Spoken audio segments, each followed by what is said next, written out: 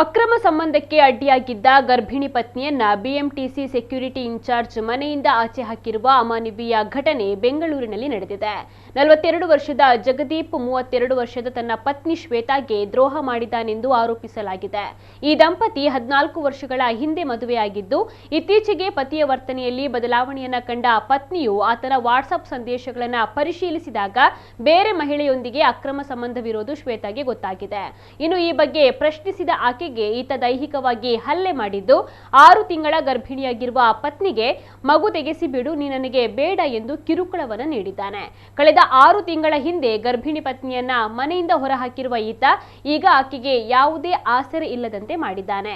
ನ್ಯಾಯಕ್ಕಾಗಿ ಆಗ್ರಹಿಸಿ ನೊಂದ ಗರ್ಭಿಣಿ ಶ್ವೇತಾ ಪೊಲೀಸ್ ಠಾಣೆ ಮೆಟ್ಟಿಲೇರಿದ್ದು, ತನ್ನ ಗಂಡನ ವಿರುದ್ಧ ಕಾನೂನು ಕ್ರಮವನ್ನ ಕೈಗೊಂಡು ತನಗೆ ನ್ಯಾಯವನ್ನ ಕೊಡಿಸುವಂತೆ ಮನವಿಯನ್ನ ಮಾಡಿದ್ದಾರೆ.